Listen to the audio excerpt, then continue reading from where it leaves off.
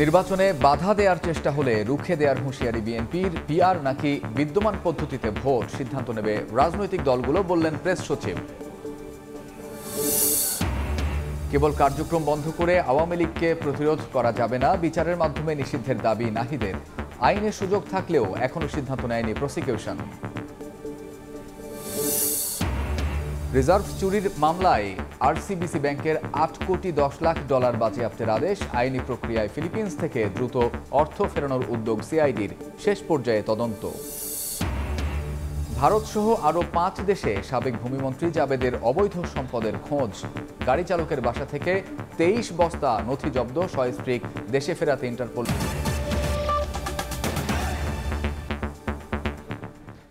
সময় সংবাদের সঙ্গে আছি আমি কামরুজ্জামান মামুন। ফেব্রুয়ারির নির্বাচনে কেউ বাধা দেওয়ার চেষ্টা করলে তাদেরকে রুখে দেওয়ার হুঁশিয়ারি দিয়েছেন বিএনপি নেতারা। ছাত্র সংসদ নির্বাচনের জয়ে বিভোর না থেকে সংসদ ভোটে অংশ নিয়ে জনপ্রিয়তা যাচাইয়ের আহ্বান তাদের। ঐক্য বিনষ্ট হলে এর দায় নিতে হবে বলেও সতর্ক করেন তারা। আরও বলেন, জাতীয়তাবাদী চেতনায় উজ্জীবিত হয়েই সংগঠিত হয়েছে জুলাই অভ্যুত্থান। ডাকসু ও জাকসু নির্বাচনের পর থেকেই এসব নির্বাচন জাতীয় নির্বাচনে কতটুকু প্রভাব ফেলবে তা নিয়ে রাজনৈতিক মহলে চলছে নানা আলোচনা। রোববার জাতীয় প্রেস ক্লাবে এক আলোচনা সভায় বক্তব্য রাখেন বিএনপি চেয়ারপারসনের উপদেষ্টা জয়নুল আবেদিন ফারুক। ছাত্র সংসদ নির্বাচনের ফলাফল নিয়ে বিভোর না থেকে জাতীয় নির্বাচনে অংশ নিয়ে জনপ্রিয়তা যাচাইয়ের আহ্বান জানান তিনি। বলেন, পিআরের দাবিতে যেসব দল মাঠে নেমে জাতীয় নির্বাচনকে শঙ্কায় ফেলতে চায় তাদের রুখে দিতে হবে। যারা এখনো কিছু দলকে মাঠে নামিয়ে দেশে নির্বাচনকে বানচালের একটা প্রক্রিয়ার সাথে জড়িত এবং যারা করাচ্ছেন তারা ২০১৪তেও বিএনপিকে নির্বাচনে অংশগ্রহণ করতে বাধাগ্রস্ত করেছে। তারাই আবার ২০২৫ সালের ঘোষিত ফেব্রুয়ারির নির্বাচনকে বানচাল করার জন্য একটি অস্থিরতা, একটা শঙ্কা তৈরি করছেন। এদিকে জাতীয় প্রেস ক্লাবে ৭ নভেম্বর প্রজন্ম আয়োজিত আলোচনা সভায় বক্তব্য রাখেন বিএনপির সিনিয়র যুগ্ম মহাসচিব রুহুল কবির রিজভী আহমেদ। বলেন, ছাত্র সংসদের প্রতিনিধি নির্বাচিত হয়ে কেউ কেউ অনধিকার চর্চা করছেন। সব দলে অপরাধী থাকলেও বিএনপির বিরুদ্ধেই বেশি প্রোপাগান্ডা হচ্ছে। বালু মহলের সাথে বিএনপির লোক জড়িত যদি থাকে, জামাতের লোকও জড়িত আছে, সেটাও গণমাধ্যমে আসছে, কিন্তু সেটা বেশি ফলাও করে প্রচার হচ্ছে না। সিলেটের পাথর উত্তোলনের সাথে জামাতের নেতার নাম পাওয়া যাচ্ছে। আমরা দেখি যে খুব কায়দা করে নানাভাবে একটা বয়ান তৈরি করে বিএনপির বিরুদ্ধে ব্যবহার করা হচ্ছে। একই অনুষ্ঠানে প্রধান অতিথির বক্তব্য রাখেন বিএনপির স্থায়ী কমিটির সদস্য ডক্টর আব্দুল মঈন খান। ফেসিবাদী সরকারের উগ্র আচরণে স্বৈরতন্ত্র কায়েম হয়েছিল বলে মন্তব্য করে তিনি বলেন, জাতীয়তাবাদী চেতনায় উজ্জীবিত হয়েই সংগঠিত হয়েছে জুলাই গণ অভ্যুত্থান। ছাত্র জনতার গণ অভ্যুত্থান ঘটেছে বাংলাদেশি জাতীয়তাবাদের মূল মন্ত্রেই। সেই গণ অভ্যুত্থানে তারেক রহমান নেপথ্যের একজন কুশীলব হিসেবে তার ঐকান্তিক প্রচেষ্টায় বাংলাদেশে গণতন্ত্র পুনরুদ্ধারে অবদান রেখেছিলেন, যাতে করে বিগত ২০২৪-এর গণ অভ্যুত্থান ত্বরান্বিত হয়েছিল। ফেসিবাদের পুনরুত্থান ঠেকাতে জাতীয়তাবাদী আদর্শে উজ্জীবিত হয়ে সবাইকে ঐক্যবদ্ধ হওয়ার আহ্বান জানান বিএনপি নেতারা। শাকির আহমেদ, সময় সংবাদ, ঢাকা। বড় দলগুলোর দূরত্বে তৃতীয় শক্তির সুযোগ নেয়ার পথ তৈরি হওয়ার আশঙ্কা করছেন খোদ রাজনীতিকরাই। তাই জুলাই সনদ বাস্তবায়ন পদ্ধতি সহ বিএনপি জামায়াতের বিভাজন নিরসনের উদ্যোগ নিয়েছে এনসিপি, গণ অধিকার সহ ৯টি দল। এর মধ্যে ২টি দলের শীর্ষ নেতাদের সঙ্গে যোগাযোগ করেছেন তারা। এছাড়াও ৯ দলের এই ফোরাম থেকে নতুন নির্বাচনী জোট গঠনে আলোচনার ইঙ্গিত দিয়েছেন নেতারা। সানবির রুপলের রিপোর্ট। লোয়ার হাউস এবং আপার হাউস প্রস্তাবিত ২ হাউসেই আমরা পিআরের নির্বাচন চাই। চক্রান্তকারীরা আবার বাংলাদেশের গণতন্ত্রকে হত্যা করবার ষড়যন্ত্র করছে। একদিকে নির্বাচনী ডামাডোল, অন্যদিকে নির্বাচনের পদ্ধতি ও জুলাই সনদ বাস্তবায়ন নিয়ে দলগুলোর বিপরীতমুখী অবস্থানে উত্তপ্ত রাজনীতির মাঠ। বিশেষ করে বড় দুই দল বিএনপি জামায়াতের মধ্যে অনৈক্য বাংলাদেশকে বিশৃঙ্খল পরিস্থিতির দিকে ঠেলে দিচ্ছে বলে মনে করছেন বিশেষজ্ঞরা। জুলাই সনদ বাস্তবায়ন পদ্ধতি নিয়ে ঐক্যমত কমিশনের তৃতীয় বৈঠকও ফলশূন্য। বিশেষজ্ঞ মতামত নিয়ে সাংবিধানিক আদেশের পর গণভোটের মাধ্যমে সনদের বৈধতা দেওয়ার প্রস্তাবও একমত হতে পারেনি দলগুলো। একই সময়ে দুই কক্ষে পিআর পদ্ধতিতে নির্বাচনের দাবিতে সভা সমাবেশ করছে জামায়াত সহ ইসলামী দলগুলো। সব মিলিয়ে নির্বাচন সামনে রেখে এক গোলকধাঁধার চক্করে দেশের রাজনৈতিক পরিস্থিতি। এমন অবস্থা চলতে থাকলে তৃতীয় পক্ষ সুযোগ নেয়ার শঙ্কা প্রকাশ করেন নাগরিক ঐক্যের সভাপতি। একভাবে তো সংকট একটা তৈরি হয়েই আছে, এই সংকটটা যদি দূর করতে না পারি তাহলে তৃতীয় ব্যক্তির সুযোগ নেওয়ার কথা তো বলাই যায়। তার চেয়ে বড় কথা, তখন থার্ড পার্টি ছাড়া আমরা ফার্স্ট পার্টি সেকেন্ড পার্টি না পারলে তো থার্ড পার্টি আসবেই। জানি না কতদূর পারবো, কিন্তু ছাড়তে তো হবে। সবাই যদি বলে আমি কিছুই ছাড়বো না, তাহলে তো হতে পারে না। এ অবস্থায় ঐক্যমত কমিশনের সহসভাপতির পরামর্শে বিএনপি জামায়াতের সঙ্গে আলোচনার উদ্যোগ নিয়েছে 9টি দল। গত সপ্তাহের শেষে গণতন্ত্র মঞ্চের 6 দল, এবি পার্টি, এনসিপি, গণ অধিকার পরিষদ বৈঠক করেছে। নেতারা বিএনপি জামায়াতের শীর্ষ নেতাদের সঙ্গে যোগাযোগও শুরু করেছেন। দোনোটা প্রসেস ফলো করা যায় কিনা আমরা আশাবাদী যে নেক্সট ঐক্যমত কমিশনের মিটিংয়ের আগেই আমরা একটা কনসেনসাসে পৌঁছাতে পারবো। বিএনপি কেন্দ্রিক এক ধরনের বলয় আছে, জামায়াত ইসলাম এবং ইসলামী দলগুলো এক ধরনের বলয় তৈরি করেছে। আমরা মনে করছি যে যারা মধ্যমপন্থী, যারা গণতান্ত্রিক, যারা বাংলাদেশপন্থী যে সকল দল আছে তাদের সাথে আমাদের যোগাযোগটা বাড়ানো দরকার। তো তারই অংশ হিসেবে কিন্তু আমরা বিভিন্ন দলের সাথে কথাবার্তা বলছি এবং সংস্কার প্রশ্ন এক জায়গায় আসার চেষ্টা করছি। আলোচনা করেছি এবং আমরা ওখানে 3-4 জনকে দায়িত্ব দিয়েছি যে আমরা বিএনপির সাথে বসবো, জামাতের সাথে বসবো এবং আমরা দেশের বৃহত্তর স্বার্থে আমরা কিভাবে এই ডিস্টেন্স কমিয়ে আমরা একটা জায়গায় আসতে পারি। এর বাইরেও এই দলগুলো একসঙ্গে কোনো নির্বাচনে জোট করতে যাচ্ছে কিনা এমন প্রশ্নে সম্ভাবনা উড়িয়ে দেননি নেতারা। আগামী জাতীয় নির্বাচনে অবশ্যই জোটবদ্ধভাবে নির্বাচন হবে। এখন এখানে গণ অধিকার পরিষদ আসলে এককভাবেই জোট করবে নাকি অন্য কোনো দলের সাথে মিলেই জোট হবে, এটাই এই মুহূর্তে আমরা আসলে ফিক্সড পজিশনে এখনো যায় নাই। একসাথে একীভূতকরণ হবে কিনা, নাকি জোট হবে, নাকি অ্যালায়েন্স হবে, মোর্চা হবে, এটা আমরা আরও কিছুদিন গেলে বুঝতে পারবো। এক টেবিলে আলোচনার এই উদ্যোগ রাজনীতিতে ইতিবাচক শিষ্টাচারের বহিঃপ্রকাশ বলে মনে করছেন নেতারা। আগামীতে এই ধারা অব্যাহত থাকলে জনগণের জন্য সুফল মিলবে বলে মত তাদের। সংস্কারের কার্যক্রমে সানবীর রূপল, সময় সংবাদ, ঢাকা। আগামী নির্বাচনকে কেউ প্রশ্নবিদ্ধ করতে পারবে না বলে জানিয়েছেন প্রধান উপদেষ্টার প্রেস সচিব শফিকুল আলম। পিআর নাকি বিদ্যমান পদ্ধতিতে ভোট হবে সে সিদ্ধান্ত রাজনৈতিক দলগুলো নেবে বলেও জানান তিনি। রাজধানীতে এক জরিপ প্রকাশ অনুষ্ঠানে তিনি একথা বলেন। জরিপে দেখা যায় 56% মানুষ পিআর সম্পর্কে জানেন না। জনগণ যদি পিআর মানে তো আপনাদেরকেও মানতে হবে। আগামী জাতীয় সংসদ নির্বাচন কোন পদ্ধতিতে হবে তা নিয়ে সরগরম রাজনীতির মাঠ। পিআর পদ্ধতির দাবিতে কর্মসূচি পালন করছে বাংলাদেশ জামায়াত ইসলাম সহ বেশ কয়েকটি ইসলামী দল। বিএনপির অবস্থান ঠিক তার উল্টো মেরুতে। বিশ্লেষকরা পক্ষে বিপক্ষে দিচ্ছেন নানা মত। রাজনৈতিক এমন ডামাডোলের মধ্যে গবেষণা সংস্থা ইনোভেশন পিআর নিয়ে নিজেদের করা একটি জরিপের ফলাফল প্রকাশ করল। রোববার রাজধানীর কারওয়ান বাজারে এক অনুষ্ঠানে সংস্থাটি জানায় পিআর সম্পর্কে জানেন না 56% মানুষ। সংখ্যানুপাতিক পদ্ধতির পক্ষে 21.8% মানুষ আর পিআরের বিপক্ষে 22.2% মানুষ। তাদের এই জরিপে অংশ নেন 10,413 জন নাগরিক। জরিপে বলা হয় 94% মানুষ জাতীয় নির্বাচনে ভোট দিতে চান। ফেব্রুয়ারিতে নির্বাচন নিয়ে 86% মানুষ সম্মত আর 70% উত্তরদাতা মনে করেন অন্তর্বর্তী সরকার একটি অবাধ নিরপেক্ষ নির্বাচন করতে সক্ষম। লোয়ার হাউসের পিআর পদ্ধতি ইমিডিয়েটলি যে একেবারেই কাজ করবে না সেটার কিন্তু একটা কনক্লুশন আমরা এই জরিপ থেকে ড্র করতেই পারি। জরিপ কখনোই আপনাকে সঠিক পিকচারটা সবসময় নাও দিতে পারে। অনুষ্ঠানে অংশ নিয়ে প্রধান উপদেষ্টার প্রেস সচিব বলেন, এই জরিপে ভোট নিয়ে মানুষের উৎসাহ উদ্দীপনার বহিঃপ্রকাশ ঘটেছে। আওয়ামী লীগ ছাড়াই দেশের মানুষ ভোট উৎসবের জন্য প্রস্তুত। উইদাউট পতিত স্বৈরাচারও ইলেকশনটা ভালো হবে। 95% ভোট দিতে চাচ্ছে। তাদের যদি সেরকম বড় একটা সাপোর্ট থাকতো তাহলে তো একটা বড় অংশ বলতো যে না আমরা ভোটই দিব না, ভোটটা একটা রিগড হবে।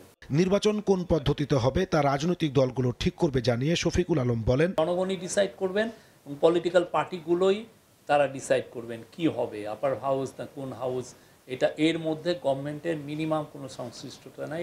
ইতোমধ্যে পাড়া মহল্লায় ভোটের আমেজ শুরু হয়ে গেছে মন্তব্য করে প্রেস সচিব বলেন, ইতিহাসের সেরা নির্বাচনের জন্য প্রস্তুত অন্তর্বর্তী সরকার। been such a big area of this. Najmus Salehi, সময় সংবাদ, ঢাকা। শুধু ব্যক্তি শেখ হাসিনা নয়, রাজনৈতিক অপরাধের দায়ে বিচারিক প্রক্রিয়ায় আওয়ামী লীগকে নিষিদ্ধের দাবি জানিয়েছেন জুলাই গণঅভ্যুত্থানের অন্যতম সংগঠক নাহিদ ইসলাম।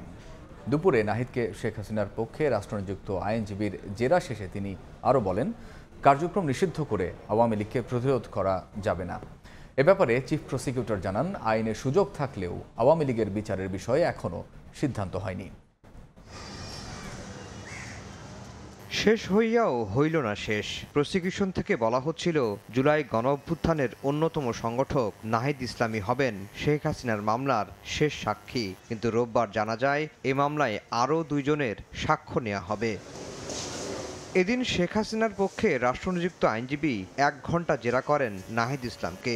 জেরায় তিনি বলেন, ব্যক্তি নাহিদকে গুম নির্যাতনের জন্য নয়, সমগ্র জাতির বিরুদ্ধে ঘটে যাওয়া মানবতাবিরোধী অপরাধের বিচারের জন্যই সাক্ষ্য দিতে এসেছেন তিনি। পরে সাংবাদিকদের প্রশ্নের জবাবে এনসিপির এই শীর্ষ নেতা বলেন, জুলাই গণঅভ্যুত্থান ছিল স্বতঃস্ফূর্ত, শেখ হাসিনা সরকারের পতন ছিল বৈধ, এর সঙ্গে কোনো দেশি বিদেশি ষড়যন্ত্র ছিল না।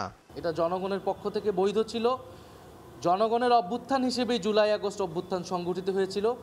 এখানে কোনো দেশি বিদেশি শক্তি বা কোনো শক্তির কোনো ধরনের ইন্ধন বা কোনো কিছুই ছিল না। নাহিদ ইসলাম আরও বলেন, শুধু ব্যক্তি শেখ হাসিনা নয়, রাজনৈতিক অপরাধের দায়ে আওয়ামী লীগের বিচার করতে হবে। সাময়িক কার্যক্রম নিষিদ্ধ করে আওয়ামী লীগকে ঠেকানো যাবে না উল্লেখ করে বিচারিক প্রক্রিয়ায় দলটিকে নিষিদ্ধের দাবিও জানান তিনি। আওয়ামী লীগের এখন যে রাজনৈতিক কার্যক্রম অস্থায়ীভাবে নিষিদ্ধ করা হয়েছে, এটা কোনো স্থায়ী সমাধান না। আওয়ামী লীগকে বিচারের আওতায় এনেই এর রাজনৈতিক এবং আইনগতভাবে এর সমাধান করতে হবে। চিফ প্রসিকিউটর বলছেন, আইনে বিচারের সুযোগ থাকলেও এখনও সে সিদ্ধান্ত হয়নি। আওয়ামী লীগ, তার সহযোগী সংগঠন হিসেবে যুবলীগ, ছাত্রলীগ, স্বেচ্ছাসেবক লীগ, 14 দল, তাদের সম্পৃক্ততার অকাট্য প্রমাণ কিন্তু আদালতে আসছে। সুতরাং এই সিদ্ধান্ত নেবার সুযোগ আছে। এদিন শেখ হাসিনা সহ 3 জনের বিরুদ্ধে সাক্ষ্য দেন জুলাই আন্দোলনের আরেকজন সমন্বয়ক আলী আহসান জুনায়েদ। এদিকে আন্তর্জাতিক অপরাধ ট্রাইব্যুনাল 2-এ জুলাই আন্দোলনের প্রথম শহীদ আবু সাইদ হত্যা মামলায় 6ষ্ঠ দিনের সাক্ষ্য গ্রহণ হয়। হাজির করা হয় গ্রেফতার 6 আসামিকে। আফজাল হোসেন, সময় সংবাদ, ঢাকা। জাতিসংঘ সাধারণ পরিষদের অধিবেশনে যোগ দিতে রাতে যুক্তরাষ্ট্র যাচ্ছেন প্রধান উপদেষ্টা ডক্টর মোহাম্মদ ইউনূস। তাকে স্বাগত জানাতে জন এফ কেনেডি বিমানবন্দরে থাকবেন স্থানীয় বিএনপি ও জামায়াত নেতারা। তারা মনে করেন বিশ্বমঞ্চে বাংলাদেশের নির্বাচনী যাত্রা তুলে ধরবেন প্রধান উপদেষ্টা, আর এর মধ্য দিয়ে কেটে যাবে সব সংশয়। নিউ ইয়র্ক থেকে হাসানুজ্জামান সাকির রিপোর্টে বিস্তারিত। বিশ্ব নেতাদের সবচেয়ে বড় আসর, এবার জাতিসংঘের ৮০তম বার্ষিকী উদযাপিত হচ্ছে। আর এবারের সাধারণ পরিষদের অধিবেশনে যোগ দিচ্ছেন ১৪০টিরও বেশি দেশের রাষ্ট্র ও সরকার প্রধান। যুক্তরাষ্ট্রে স্থানীয় সময় সোমবার থেকে শুরু হচ্ছে জাতিসংঘ সাধারণ পরিষদের উচ্চ পর্যায়ের বৈঠক। এতে যোগ দিতে ওই দিন বিকেলে নিউ ইয়র্ক পৌঁছাবেন অন্তর্বর্তী সরকারের প্রধান উপদেষ্টা ডক্টর মোহাম্মদ ইউনূস। এবারের সফরে প্রথমবারের মতো ক্ষমতার বাইরে থাকা রাজনৈতিক দলের নেতারাও সফর সঙ্গী হচ্ছেন সরকার প্রধানের। বিএনপি নেতা মির্জা ফখরুল ইসলাম আলমগীর ও হুমায়ুন কবির, জামাতে ইসলামীর সৈয়দ আবদুল্লাহ মোহাম্মদ তাহের এবং এনসিপির আক্তার হোসেন, এই 4 নেতা আছেন সরকারি প্রতিনিধি দলে। প্রধান উপদেষ্টার সফরসঙ্গী হয়ে রাজনৈতিক নেতাদের আগমনকে কেন্দ্র করে পাল্টে গেছে দৃশ্যপট।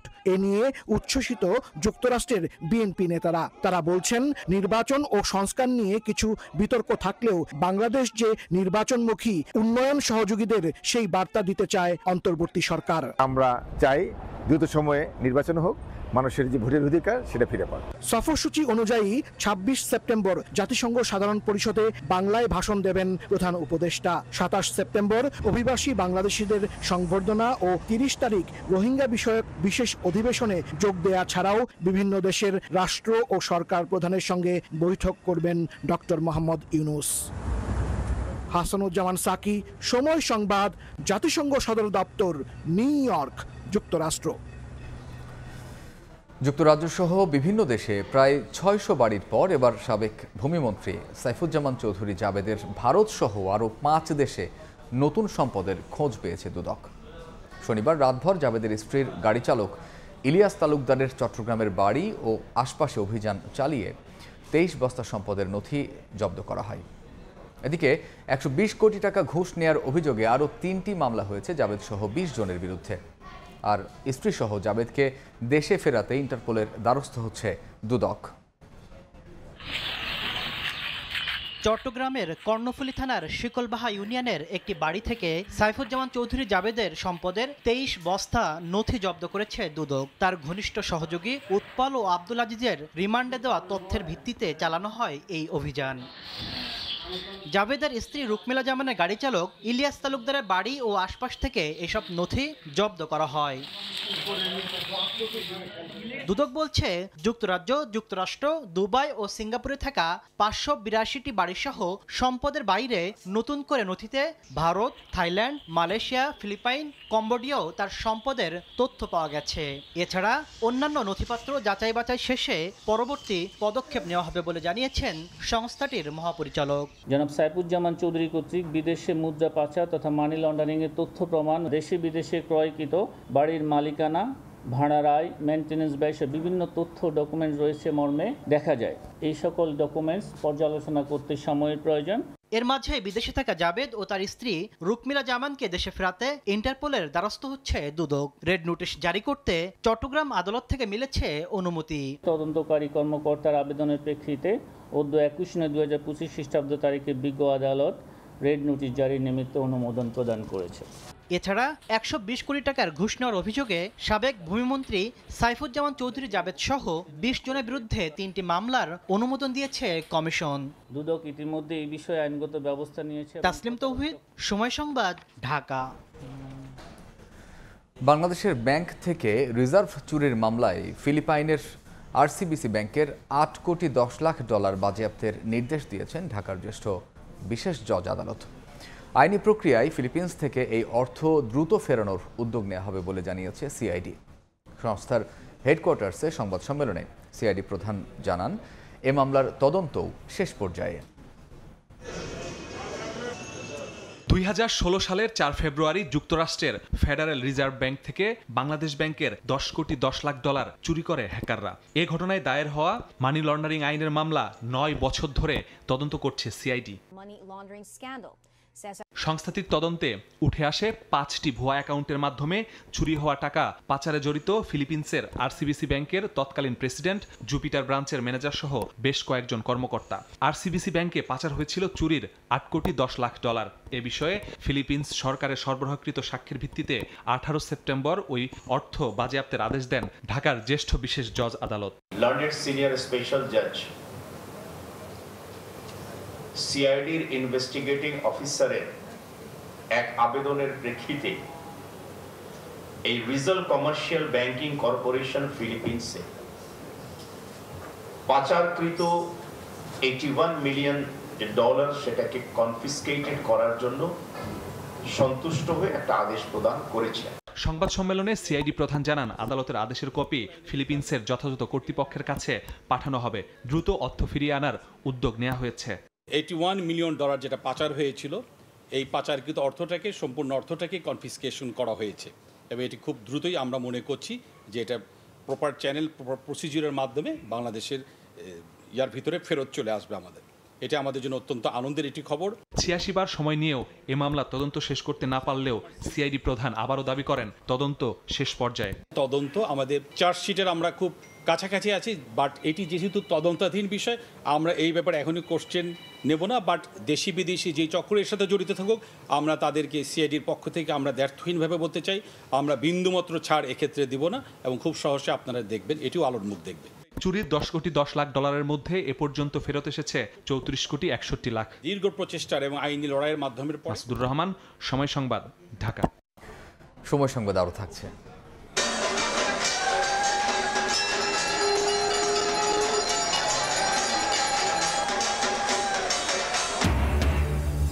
মহালয়ার মধ্য দিয়ে শারদীয় দুর্গোৎসবের ক্ষণ গণনা শুরু। মন্দিরে মন্দিরে চণ্ডীপাঠ, মঙ্গল ঘট স্থাপনে, দেবীকে আবাহন। 28 সেপ্টেম্বর থেকে মূল আনুষ্ঠানিকতা।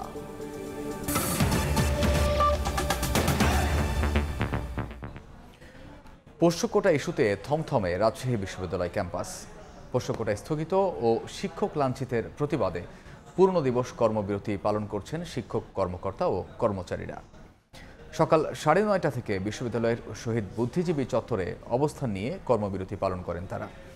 এ সময় প্রশাসন সহ একাডেমিক ভবনে কিছু সংখ্যক কর্মকর্তা কর্মচারী থাকলেও বেশিরভাগ বিভাগে বন্ধ ছিল ক্লাস, পরীক্ষা। এদিকে চলমান ইস্যুতে বিকেল 3:30টায় নিজ বাসভবনে জরুরি সিন্ডিকেট সভা করেছেন উপাচার্য। শিক্ষার্থীদের দাবি স্থগিত নয়, যে কোনো মূল্যে বাতিল করতে হবে পোষ্য কোটা। দাবি মানা না হলে আবারও আন্দোলনে নামার হুঁশিয়ারি দেওয়া হয়। এর আগে শনিবার বিকেলে পোষ্য কোটা পুনর্বহালের প্রতিবাদে শিক্ষার্থীদের সঙ্গে শিক্ষক কর্মকর্তা কর্মচারীদের ধস্তাধস্তি হয়। মধ্যরাত পর্যন্ত চলে আন্দোলন। পরে পোষ্য কোটা স্থগিতের সিদ্ধান্ত জানায় বিশ্ববিদ্যালয় প্রশাসন। স্যারকে শারীরিকভাবে লাঞ্ছিত করেছেন, মানসিকভাবে লাঞ্ছিত করেছেন, এটা আমাদের কাছে অত্যন্ত কষ্টের, অত্যন্ত বেদনার। তাই তারই উপস্থিত প্রতিক্রিয়া হিসাবে এবং সেই সব সন্ত্রাসীদের সুবিচারের দাবিতে আজকের মধ্যে আমরা প্রশাসনকে আলটিমেটাম দিয়ে আজকের কর্মসূচি আমরা ঘোষণা করেছি। শিক্ষক, কর্মচারী, কর্মকর্তারা আমরা রাতে বসেছিলাম কয়েক দফা, বসে আমরা সিদ্ধান্ত নিয়েছি যারা এই ধরনের ঘটনার সাথে জড়িত এই ছাত্রদের অবিলম্বে তার ছাত্রত্ব বাতিল করতে হবে। ছাত্ররা যে আন্দোলন করছে, ছাত্ররা কিসের আন্দোলন করছে, কিসের আন্দোলন করেছিল, তাদের কোনো অধিকার আছে এটার? বিশ্ববিদ্যালয়ে কাকে ভর্তি করবে না করবে তো বিশ্ববিদ্যালয় প্রশাসনের ব্যাপার, ওদের কি মাথা ব্যথা? বিস্তারিত জানাতে রাজশাহী বিশ্ববিদ্যালয় ক্যাম্পাসে আছেন সহকর্মী মওদুদ রানা। সরাসরি যাচ্ছি তার কাছে। রাজশাহী বিশ্ববিদ্যালয়ের যে জরুরি সিন্ডিকেট সেটি উপাচার্যের বাসভবনে কিছুক্ষণ আগে শেষ হয়েছে এবং সেই সিন্ডিকেটে বেশ কয়েকটি সিদ্ধান্ত নেওয়া হয়েছে। এর মধ্যে আলোচিত যে পোষ্য কোটার ব্যাপারে সেই সিদ্ধান্তে তারা যেটি বলেছেন যে পোষ্য কোটা স্থগিত করা হয়েছে। অর্থাৎ গতকাল শনিবার রাতে উপাচার্য যেটি বলেছিলেন যে শিক্ষক কর্মকর্তা এবং কর্মচারীর সন্তানদের ভর্তির যে সুযোগ, অর্থাৎ আজকে থেকে ভর্তি হওয়ার কথা ছিল, সেই সিদ্ধান্তটি স্থগিত করা হয়েছে এবং তারা বলছেন যে এটি বাতিলের ব্যাপারে তাদের বেশ কয়েকটি কমিটির সুপারিশ নিতে হবে। অর্থাৎ ভর্তি কমিটি, একাডেমি কমিটি, তারা সেই সুপারিশটি ভর্তি কমিটি এবং একাডেমি কমিটিতে পাঠাবেন। তারা যদি সেখানে সেটি পাশ হয় তারপরে আসলে বাতিল করা হবে।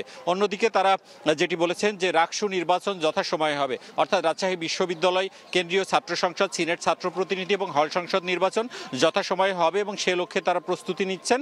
এবং তারা যেটি বলেছেন যে গতকাল উপাচার্য সহ বেশ কয়েকজন শিক্ষক লাঞ্ছিত হয়েছেন, সেই ঘটনায় দুটি তদন্ত কমিটি গঠিত হয়েছে। একটি অভ্যন্তরীণ তদন্ত কমিটি, অভ্যন্তরীণ তদন্ত কমিটিতে 5 জন শিক্ষককে রাখা হয়েছে এবং 7 কর্মদিবসের মধ্যে তারা প্রতিবেদন জমা দিবেন।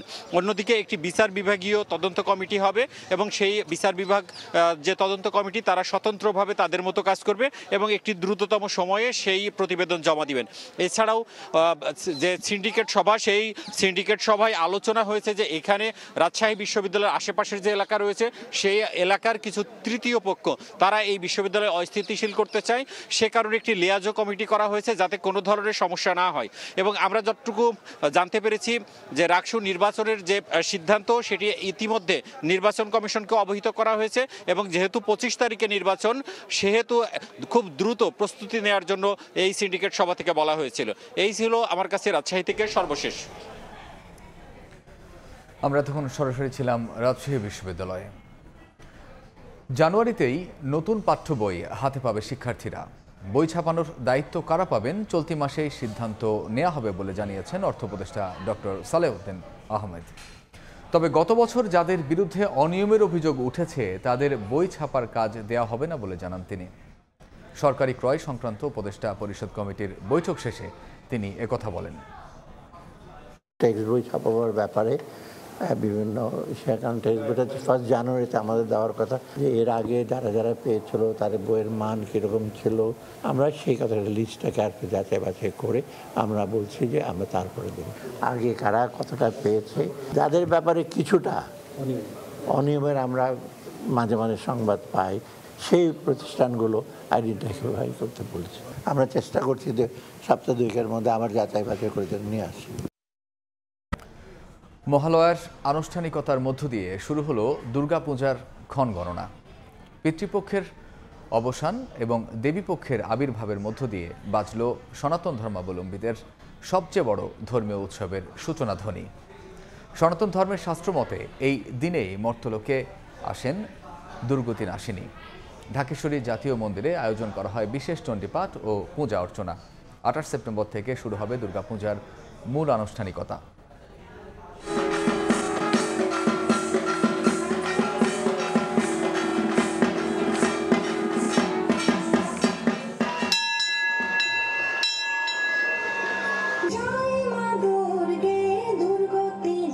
ধর্মাবলম্বীদের কাছে দেবী দুর্গা অশুভ শক্তির বিনাশের প্রতীক। মহালয়ার দিনেই তিনি দায়িত্ব পান মহিষাসুর বধের। তাই তো ভক্তদের আশা দেবী দুর্গার আগমনে বিনাশ ঘটবে সকল অশুভ শক্তির।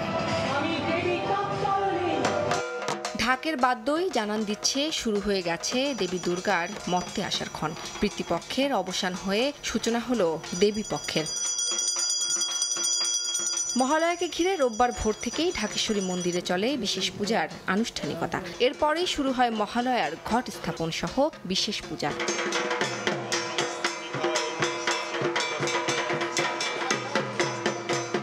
তর্পণ প্রভাতের আলোয় দেবী দুর্গার আবির্ভাবেই তো মহালয়া। শারদ প্রভাতে তাই ভক্তের আরাধনা। 1 বছর পরে মা আসছেন আমাদের মাঝে। পিতৃপুরুষগণ যেন ভালো থাকেন, তারা যেন আমাকে আশীর্বাদ করেন। আমি মহিষাসুরের নাচ দেখলাম, গান শুনলাম। প্রথম মহালয় খুবই ভালো লাগতেছে এবং একটা সুন্দর পরিবেশ। সবার জন্য যেন দেবী সুসংবাদ বয়ে আনে। মহালয়ার দিন আমাদের যারা 3 পূর্বপুরুষ তারা খুব কাছাকাছি অবস্থান করেন, তাদের জন্য এই জল এবং তিল অর্পণ করা হয়। এদিকে মহালয়া উপভোগে যোগ দেন বিদেশি অতিথিরাও। It is such an honor and privilege to be here to Dhakeshwari temple every time. For a moment we were all transported to the level of divine in the company of Ma Durga. আগামী 28 September ষষ্ঠী পূজার মধ্যে দিয়ে শুরু হবে এবারের শারদীয় দুর্গাপূজার মূল আনুষ্ঠানিকতা। হিন্দু শাস্ত্র মতে এবার দেবী দুর্গার আগমন ঘটবে গজ অর্থাৎ হাতিতে চড়ে। উম্মে হানি, সময় সংবাদ, ঢাকা। দেশের বিভিন্ন স্থানে প্রতিমা ভাঙচুরের ঘটনা অস্বীকার করার সুযোগ নেই, তবে এ বিষয়ে কঠোর ব্যবস্থা নিচ্ছে আইনশৃঙ্খলা বাহিনী।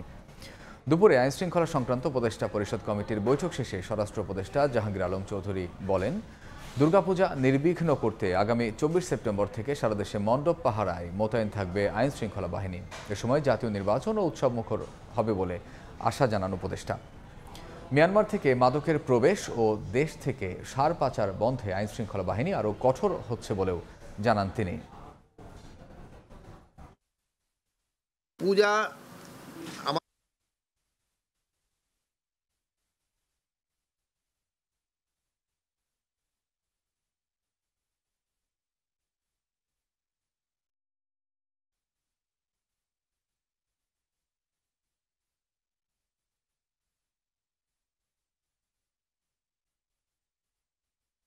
পূজা আমাদের শুরু হবে হলো 28 তারিখ থেকে, কিন্তু আমাদের ডিপ্লয়মেন্ট শুরু হয়ে যাবে 24 তারিখ থেকে। পূজা কমিটিগুলি যে আছে তারা কিন্তু মণ্ডপ মানে বানানো শুরু করে তাদের কিন্তু 7 জন করে গার্ড ওখানে রাখতে হবে বলা হয়েছে, এবং তারা সবাই রাজি হয়ে গেছে।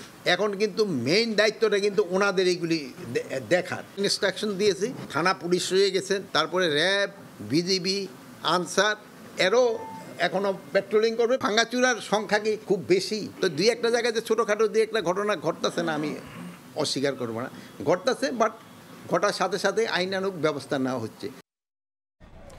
আমরা আবারও জানবো মহালয়া উদযাপনের খবর। চট্টগ্রামে মহালয়া উপলক্ষে চলছে নানা আনুষ্ঠানিকতা। এই মুহূর্তে নগরীর জেএমসএন হলে আছেন রিপোর্টার পার্থপ্রতিম বিশ্বাস। সরাসরি যাচ্ছি তার কাছে।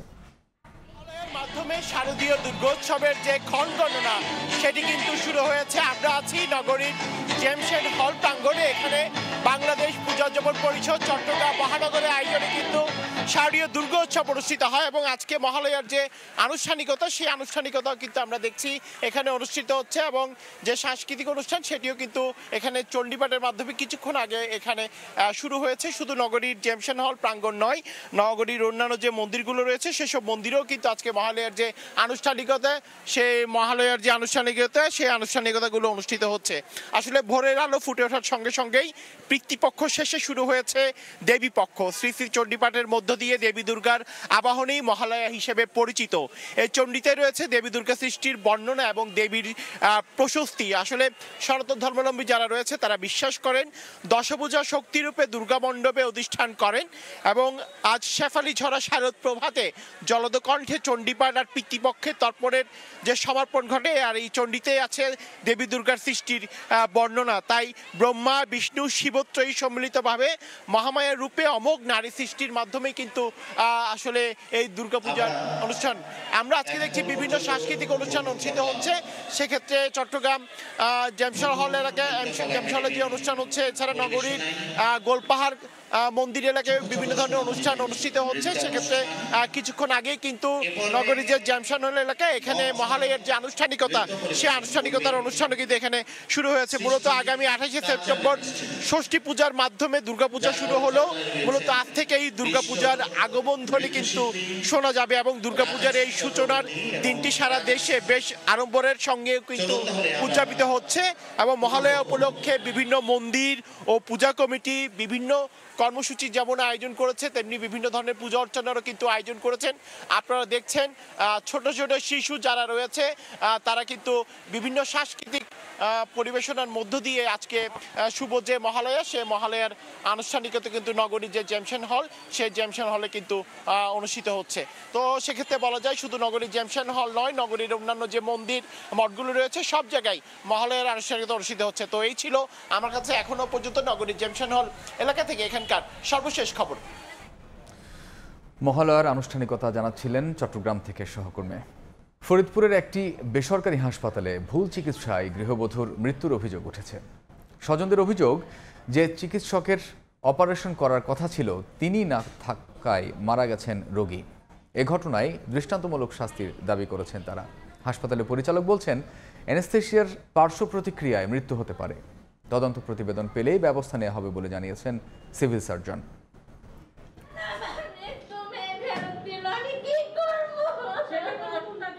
বিয়ের মাত্র 6 মাসের মাথায় নিভে গেল জীবন প্রদীপ। চিকিৎসকের অবহেলায় গৃহবধূর মৃত্যুর অভিযোগ।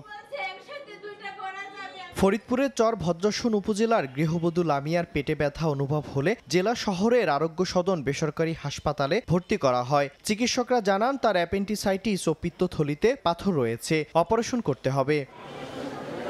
শনিবার বিকেলে সার্জন ডাক্তার রতন সাহার তত্ত্বাবধানে তার অপারেশন সম্পন্ন হয়। স্বজনদের অভিযোগ, কয়েক ঘন্টা পর অবস্থা জানতে চাইলে বলা হয় রোগী সুস্থ আছেন, কিন্তু রাত 9টার দিকে জানানো হয় শারীরিক অবস্থা ভালো নেই। তাৎক্ষণিকভাবে হাসপাতালের পক্ষ থেকে হার্ট ফাউন্ডেশন হাসপাতালের আইসিইউতে ভর্তি করা হলে সেখানে চিকিৎসাধীন অবস্থায় রোববার ভোরে মারা যায় লামিয়া। ডাক্তার রতন সাহা অপারেশন না করে অন্য কেউ করার কারণে তার মৃত্যু হয়েছে অভিযোগ স্বজনদের। সুস্থ মেয়ে আমি ভর্তি করেছি, আমার মেয়েটা মাইরা ফেলাইছে ইচ্ছা করে।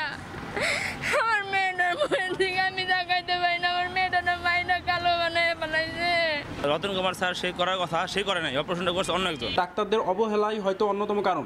তবে হাসপাতালটির পরিচালকের দাবি অপারেশন ডাক্তার রতন সাহাই করেছেন। অ্যানেস্থেশিয়ার পার্শ্ব প্রতিক্রিয়ায় তার মৃত্যু হতে পারে। আসলে বিষয়টি একটু অ্যানেস্থেশিয়া সংক্রান্ত হওয়ার কারণে ডক্টর প্রফেসর রতন কুমার সাহা তিনি অপারেশন করেন নাই, এই কথাটা সর্ববিব মিথ্যা।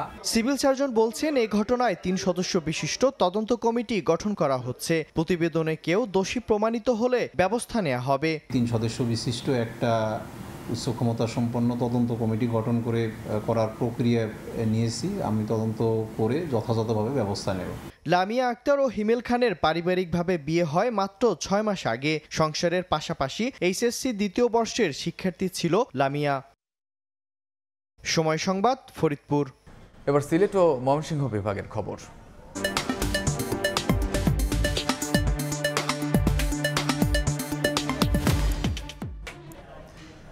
ময়মনসিংহ বিভাগে পর্যটনে অপার সম্ভাবনা থাকলেও নানা সংকটে বিকশিত হচ্ছে না এই শিল্প। এর পেছনে সবচেয়ে বেশি দায়ী করা হচ্ছে সরকারের সদিচ্ছার অভাবকে। স্থানীয়রা বলছেন যোগাযোগ ব্যবস্থার উন্নয়ন, নিরাপত্তা ও আবাসিক সুবিধা নিশ্চিত সহ কিছু উদ্যোগ নিলেই পাহাড় প্রকৃতি আর নদীর অপরূপ সৌন্দর্য দেখতে ছুটে যাবেন পর্যটকরা। ওবায়দুল হকের রিপোর্ট।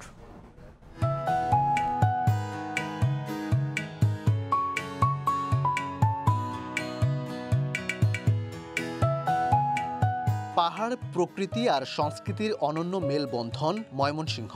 বিভাগের 4 জেলার অসংখ্য পর্যটন কেন্দ্র ভ্রমণ পিপাসুদের আকর্ষণ করলেও এখনও ডানা মেলেনি শিল্পটি।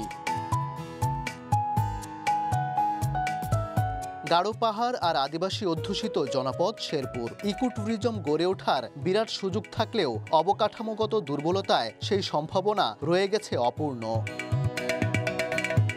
ঝিনাইগাতীর গজনী অবকাশ কেন্দ্রের সৌন্দর্য দেখতে দূর দূরান্ত থেকে হাজারো পর্যটক আসলেও দীর্ঘদিনেও এখানে নির্মাণ হয়নি আবাসিক হোটেল মোটেল, নেই ট্যুরিস্ট পুলিশও। এতে দিন দিন পর্যটক শূন্য হয়ে পড়ছে সম্ভাবনাময় এই পর্যটন কেন্দ্রটি। প্রাকৃতিক সৌন্দর্যগুলো দেখতে গেলে একটু পাহাড়ে উঠতে হয়।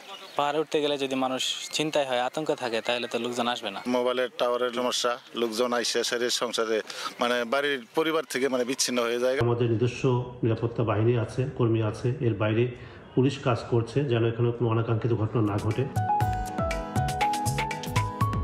প্রকৃতির সব সৌন্দর্য যেন ধরা দেয় নেত্রকোনার কলমাকান্দার লেঙ্গুরা গ্রামে। নদী আর পাহাড়ের সৌন্দর্য, চোখ জোড়ানো দুর্গাপুরের সাদামাটির পাহাড় মুগ্ধ করে প্রকৃতি প্রেমীকে। কিন্তু যোগাযোগ ব্যবস্থা নাজুক হওয়ায় বিমুখ হচ্ছেন পর্যটকরা।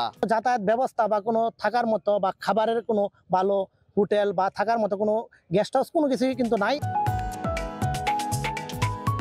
দীর্ঘদিনেও জামালপুরে গড়ে ওঠেনি কোনো পর্যটন স্পট, অথচ ভারতের সীমান্তবর্তী বক্সিগঞ্জ লাউচাপড়া পিকনিক স্পটটিও সরকারের পৃষ্ঠপোষকতা পেলে সম্ভাবনাময় পর্যটন কেন্দ্র হিসেবে গড়ে উঠতে পারে। পর্যটক আকর্ষণ করার জন্য আমরা প্রয়োজনীয় ব্যবস্থা নিতে পারি। এখানে বিনিয়োগ প্রয়োজন। যারা পর্যটন কেন্দ্রে যারা ইনভেস্ট করেন তাদেরকে আমরা যদি ইনভাইট করি এখানে, তাহলে আমরা মনে করি যে এখানে পর্যটন বান্ধব পরিবেশ সৃষ্টি হবে। ইতিহাস আর প্রাকৃতিক সৌন্দর্যের মেলবন্ধন ময়মনসিংহ জেলায়। পর্যটন শিল্পে অপার সম্ভাবনা থাকার পরও এখানে নেই যথাযথ পর্যটন বান্ধব পরিবেশ। 2020 সালে জেলার একমাত্র পর্যটন কেন্দ্র হালুয়াঘাটের গাবরাখালী গারো পাহাড় পর্যটন কেন্দ্র গড়ে তোলা হলেও নানা সংকটে হচ্ছে না বিকাশ। আমরা যতটুকু ভেবে এখানে আসছি, কিন্তু আসলে ওই রকম সৌন্দর্য এখানে নাই। হোটেল মোটেল থাকতো তাহলে হয়তো আমরা এই জায়গায় একজন স্টে করতাম। মানুষ যে আসবে, আসে থাকবে বা যাবে, এই যাতায়াত এবং থাকার কোনো ব্যবস্থা নাই। এই উদ্যোগটা প্রশাসন কোনো সময় গ্রহণ করে না। পর্যটন মন্ত্রণালয়কে বিষয়টা জানিয়েছি, আমাদের পক্ষ থেকে বরাদ্দ পাওয়া গেলে হয়তো সেখানে আমরা একটু বিকশিত করতে পারবো। শেরপুর থেকে শুরু করে ময়মনসিংহ 4 জেলায় পর্যটন শিল্পে অপার সম্ভাবনাকে কাজে লাগাতে হলে প্রয়োজন সরকারের সদিচ্ছা এবং সঠিক পরিকল্পনা, বলছেন পর্যটন সংশ্লিষ্টরা। ওবায়দুল হক, সময় সংবাদ, ময়মনসিংহ। সপ্তাহের ব্যবধানে দেশে আবারও ভূকম্পন অনুভূত হলো। সিলেট অঞ্চলে রিক্টার স্কেলে মাত্রা ছিল 4। আবহাওয়া অধিদপ্তরের বিজ্ঞপ্তিতে জানানো হয়, রোববার দুপুর 12টা 19 ভূকম্পন অনুভূত হয় উৎপত্তিস্থল সুনামগঞ্জ জেলার ছাতকে। তবে ক্ষয়ক্ষতির কোনো খবর পাওয়া যায়নি।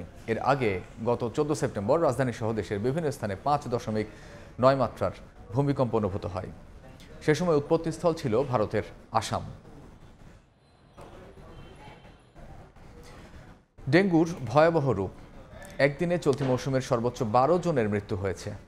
এর মধ্যে ঢাকা ও বরিশাল বিভাগে 5 জন করে এবং চট্টগ্রাম ও ময়মনসিংহে 1 জন করে মারা গেছেন। 24 ঘন্টায় হাসপাতালে ভর্তি হয়েছেন 740 জন।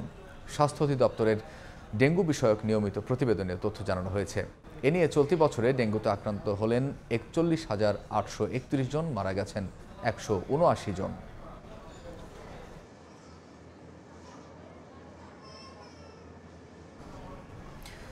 দূষণ কমাতে রাজধানীতে ইলেকট্রিক বাস চালুর উদ্যোগ নেওয়া হচ্ছে বলে জানিয়েছেন পরিবেশ উপদেষ্টা সৈয়দা রিজওয়ানা হাসান। সকালে পরিবেশ অধিদপ্তরে কর্মশালায় একথা জানান তিনি। আমাদের এখানে বায়ু দূষণ, এই যে অক্টোবর মাস শুরু হচ্ছে আর আমার দুশ্চিন্তা বাড়ছে, কারণ বায়ু দূষণ তো একটা মারাত্মক পর্যায়ে যাবে। বায়ু দূষণের একটা বড় উৎস হচ্ছে পুরনো বাস থেকে নির্গত যে কালো ধোঁয়া। আমি তো আসলে নতুন বাস আর রাস্তায় দেখছি না ঢাকা শহরে, সব তো দেখি পুরনো বাসই, এবং সব বাস থেকেই কালো ধোঁয়া বেরোচ্ছে। এখন ক্রমাগত অভিযানের ফলে ধোঁয়ার নির্গমনকারী বাসের সংখ্যা কমছে, কিন্তু এইটা আমার এনডিসির জন্য বসে থাকতে হইল কেন?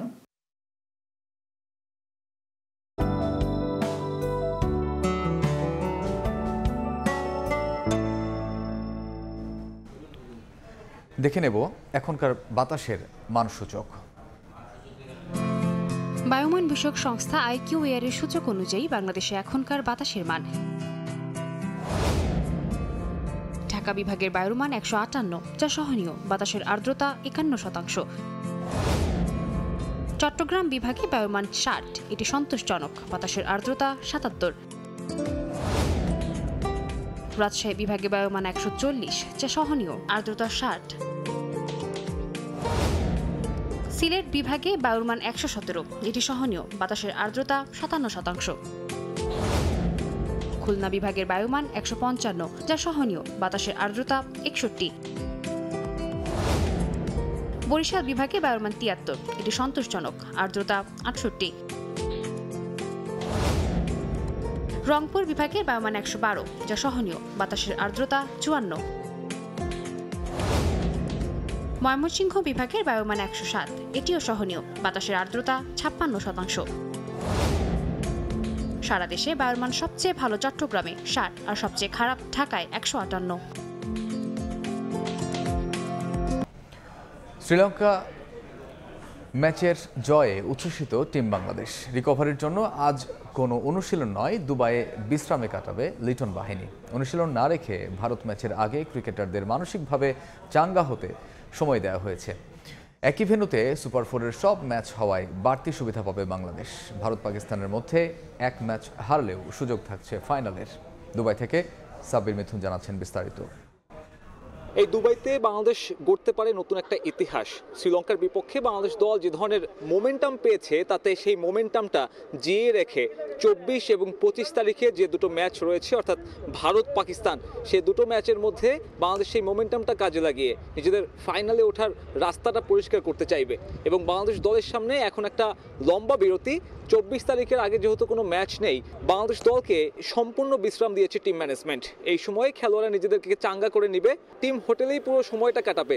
এরপরে 22 এবং 23 2 দিন বাকি থাকবে, দল নিজেদের কৌশল সাজানোর একটা সময় পাবে। ভারত অপেক্ষাকৃত অনেক শক্তিশালী প্রতিপক্ষ এবং এই টুর্নামেন্টে এখন পর্যন্ত আনবিটেন। তবে শ্রীলঙ্কাও কিন্তু আনবিটেন ছিল বাংলাদেশের কাছে ম্যাচের আগ পর্যন্ত। এবং বাংলাদেশ দল চাইবে তাদের সাথে ভারতের যে একটা রাইভালরি, বড় বড় টুর্নামেন্টে ভারতের সাথে তাদের অনেক যে ক্লোজ লড়াই ছিল, সেই সব অতীতকে সামনে এনে আরও একটা মোমেন্টাম নিয়ে ভারত বধের উদ্দেশ্যে নিজেদেরকে পরিকল্পনা সাজানো। এবং তারা যদি সেটা করে দেখাতে পারে, তাহলে হয়তো ওই দিনই বাংলাদেশের ফাইনালের রাস্তাটা অলিখিতভাবে নিশ্চিত হয়ে যাবে। যদি পাকিস্তানের যে ম্যাচটা রয়েছে, সাম্প্রতিক সময়ে তাদের সাথে বাইল্যাটারাল সিরিজ জয়ের একটা অভিজ্ঞতা রয়েছে, সেই সুখস্মৃতি সঙ্গে নিয়ে বাংলাদেশ দল চাইবে ভারত ম্যাচে যদি সে কাজটা তারা করে দেখাতে নাও পারে, পাকিস্তানের বিপক্ষে যেন তারা তাদের ফাইনালের জায়গাটা নিশ্চিত করতে পারে।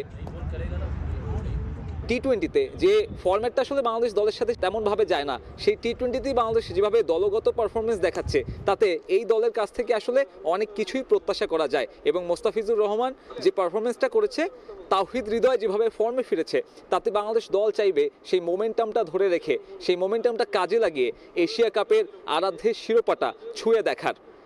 দুবাই ইন্টারন্যাশনাল স্টেডিয়াম থেকে সাব্বির মিথুন, সময় সংবাদ। সাফ অনূর্ধ্ব 17 চ্যাম্পিয়নশিপে নিজেদের দ্বিতীয় ম্যাচে আজ মাঠে নামবে বাংলাদেশ। লাল সবুজের প্রতিপক্ষ স্বাগতিক শ্রীলঙ্কা। ম্যাচ শুরু সন্ধ্যা 7টায়। আসরে নেপালের বিপক্ষে দারুণ জয়ে শুভ সূচনা করে বাংলাদেশ দল। হিমালয়ের দেশটিকে 4-0 গোলে বড় ব্যবধানে হারায় লাল সবুজ। এবার নিজেদের পরের ম্যাচে স্বাগতিক দলটার বিপক্ষে লড়বে ছোটনের দল। এই গ্রুপে পয়েন্ট টেবিলের শীর্ষে আছে ফয়সাল মানিকরা। এবার লঙ্কানদের বিপক্ষে জিতে গ্রুপ চ্যাম্পিয়ন হওয়ার মিশন বাংলাদেশ দলের। সময় সংবাদের শীর্ষ সংবাদগুলো জানিয়ে দিচ্ছি আরেকবার। নির্বাচনে বাধা দেওয়ার চেষ্টা হলে রুখে দেওয়ার হুঁশিয়ারি বিএনপির। পিআর নাকি বিদ্যমান পদ্ধতিতে ভোট, সিদ্ধান্ত নেবে রাজনৈতিক দলগুলো, বললেন প্রেস সচিব। কেবল কার্যক্রম বন্ধ করে আওয়ামী লীগকে প্রতিরোধ করা যাবে না, বিচারের মাধ্যমে নিষিদ্ধের দাবি নাহিদের। আইনের সুযোগ থাকলেও এখনো সিদ্ধান্ত নেয়নি প্রসিকিউশন। এবং ডেঙ্গুর ভয়ঙ্কর রূপ, একদিনে চলতি মৌসুমে সর্বোচ্চ 12 জনের মৃত্যু। ঢাকা ও বরিশাল বিভাগে 5 জন করে প্রাণহানি। 24 ঘন্টায় হাসপাতালে ভর্তি 740।